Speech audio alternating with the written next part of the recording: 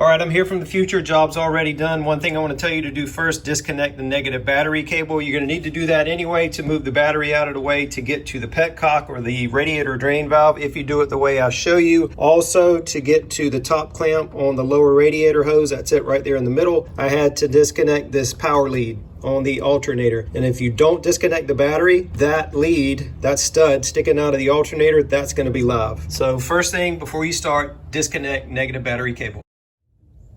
2011 Toyota RAV4 with a 4-cylinder 2AR FE engine. I'm doing an engine coolant flush and also replacing the lower radiator hose. The upper radiator hose I replaced 4 years ago when that nipple broke off of the original hose. The lower hose I'm replacing because I can feel a soft spot in the hose, and also it's the original hose for the vehicle, 13 years old, 137,000 miles. The difficult part about the lower radiator hose right there in the middle, see that X? That is on the clamp on the lower connection of the lower radiator hose, and the tabs on that clamp face downward. So I'm going to have to get underneath the vehicle and try to get that clamp off. And from what I've seen in other people's videos, that can be difficult. The upper clamp on the lower radiator hose right there in the middle, also with the X on it, the tabs on that clamp face up. So that should not be difficult.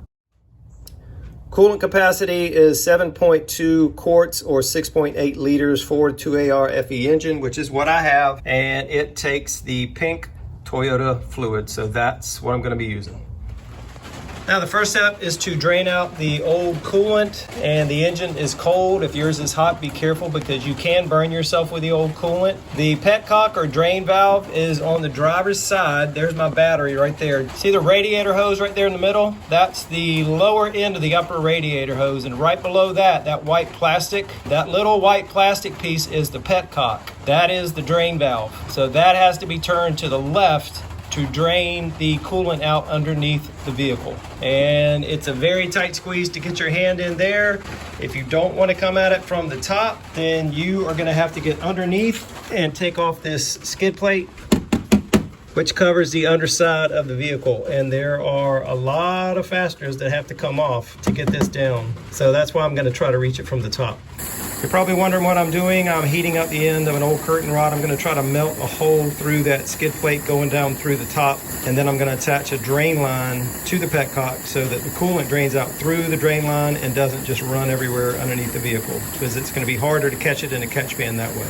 And if this doesn't work, then I'll try to pick the right location from underneath and drill a hole.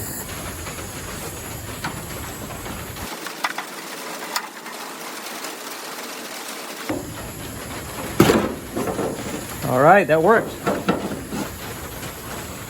The drain line that I'm trying to hook up is 1/4 inch inside diameter, but that's a little small, so I'm heating it up, trying to ream it out, stretch it out a little bit so that it will fit. And be careful if you're doing this because that hose gets very hot. So let's see if that'll work. That did work. I got the drain line on the petcock, so now when I open it up, it will drain out underneath through the hose and will not make a big mess everywhere. Did have to get it started with a pair of pliers, but now I've got it loose. And now I'm going to take off the cap on the coolant reservoir. Should make it drain a little faster with air coming in. There we go, cap's off. We'll wait for that to finish draining, then we'll work on that lower radiator hose. I'm gonna tighten that petcock up, tighten the drain valve, and then I'm gonna jack the car up to give me more clearance underneath to be able to get to that lower radiator hose. Got the car elevated safely up on jack stands, so now we can get underneath and see how bad that lower radiator hose is gonna be. Well, there is the bottom connection of the lower radiator hose, and there is the clamp right there. Of course, they faced it downwards to make it difficult for you to get off. And right in front of it and all underneath it is the frame of the vehicle. So taking the skid plate off is not going to do you any good. There's no way to get directly underneath that. So you're going to need a pair of long-handled pliers, which I do have, or long nose pliers, whatever you want to call them, or you need one of those cable hose clamp tools, which I do not have. Now I'm not even going to be able to see what I'm doing because that is my view. The only way I can see it is by putting the camera up in there like that. So I got my long nose pliers. I'm going to work at it and try to get that off. what you're looking at is obviously the view from above, and I'm down below. So now I'm going to be working blind because I cannot see the clamp.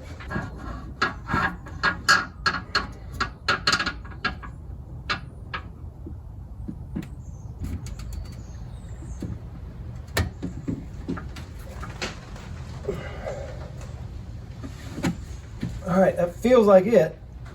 Yes. I'm going to pull it as far as I can. Oh, all right, that should be far enough. So now I have to get that clamp off, which should be easier. I think I'm going to need to get this out of the way. I don't know. Let me try.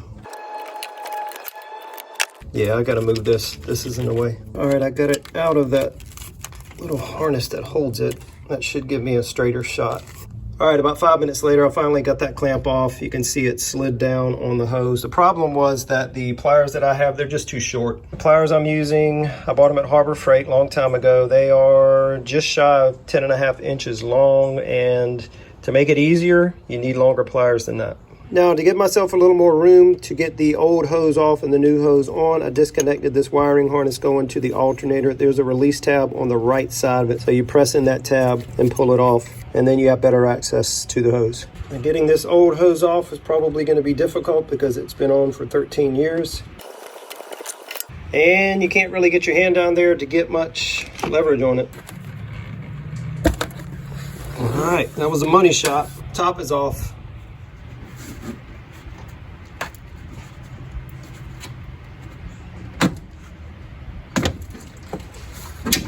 So here's the old hose on the right, new hose on the left. They are a match.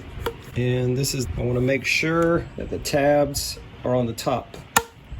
At least I think I do. I think it would be easier having them on the top. I'm going to look into that a little bit before I actually commit. Woo! Look out. I hate these style clamps. Let me get channel locks. All right, let's try to get that bad boy installed.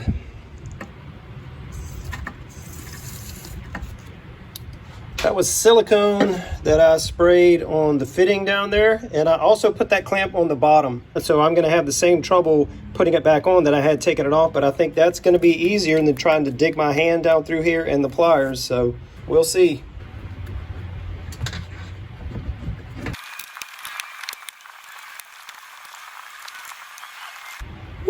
That does not want to go on. And here's why the new hose doesn't want to go on. Inside diameter new hose, about 1.25 inches. Inside diameter old hose, closer to 1.5 inches. So that's how much this was stretched out. So I've got to figure out a way to stretch this out a little bit. Otherwise, I'm not going to get that one on.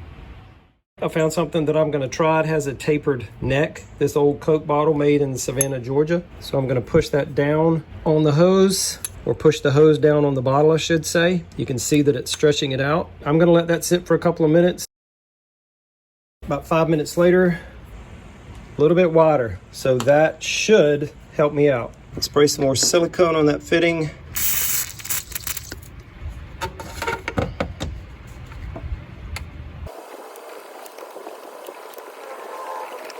All right, I got it started. The problem now is leverage.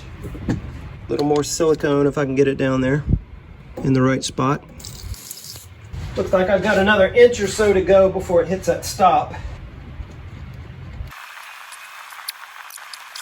Woo! All right, I'm gonna stop right there.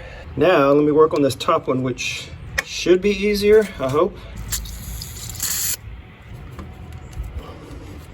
Yeah, much easier. It's that fitting on the bottom of the radiator that was a larger diameter. That's what made it so difficult. This one's going on fairly easy. Yeah, that's on as far as it's gonna go. All right, only thing left is to get the clamps back on and then refill the coolant. I'm gonna try to push that bottom one on just a little bit more before I try to put the clamp on. All right, that's it. That's bottomed out.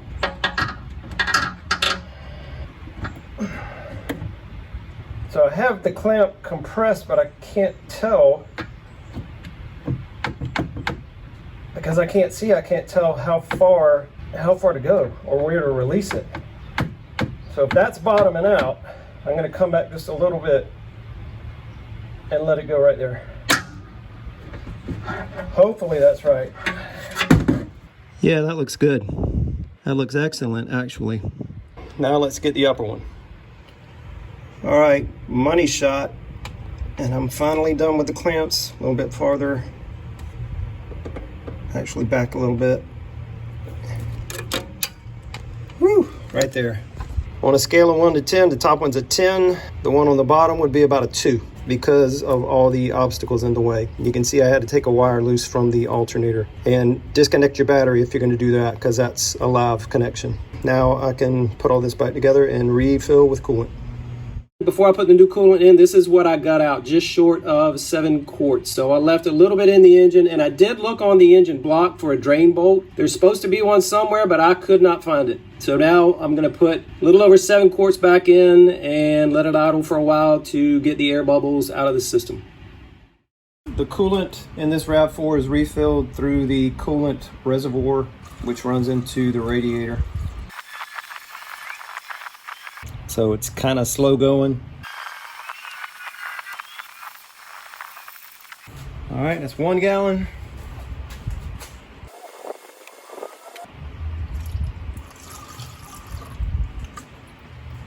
Did it again. There's a little hole in the side of the inlet and a stud sticking out the side, so I guess that's for air, to let air in. So let me try it without a funnel, see if I can do better.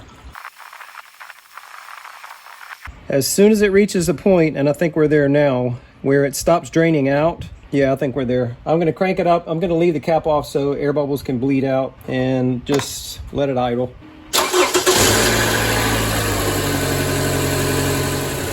Squeezing the upper radiator hose. Try to work out any air bubbles that may be in the engine or in the hoses. I turn the heater on to circulate coolant through the heater core. I'm gonna let it keep idling till the cooling fans kick on. I'll be back. All right, we have reached normal operating temperature and the fans have kicked on.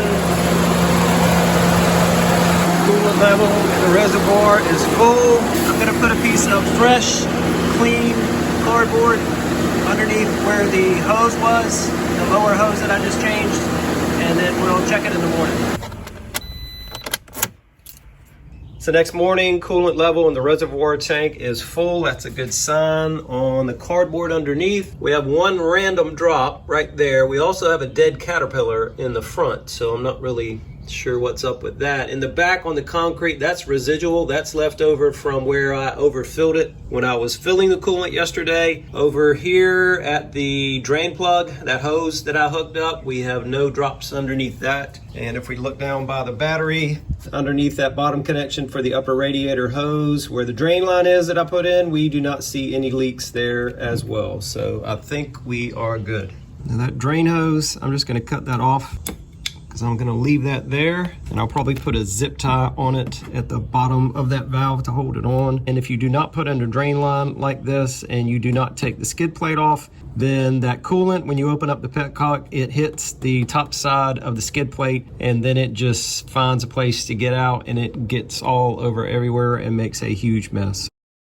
So now to close it out, I was able to get it done with these Harbor Freight pliers, 10.5 inches long and curved at the tip. The connection up top, the clamp on top, that's right in your face. You can see that. You just got to move things out of the way to get to it. Down below, let me show you that. Right there in the middle of the screen, that is the bottom curve of that lower radiator hose. So the clamp is straight ahead, and I was able to reach it with these pliers with the points facing down. That is how I reached the clamp.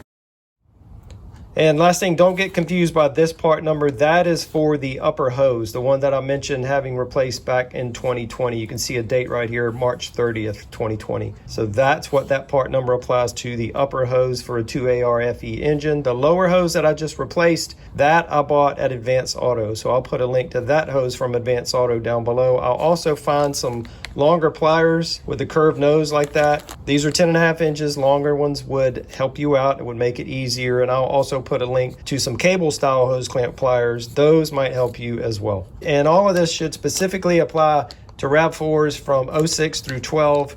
Those are considered third generation, but it should apply to any Toyota that has a 2AR FE engine 4-cylinder.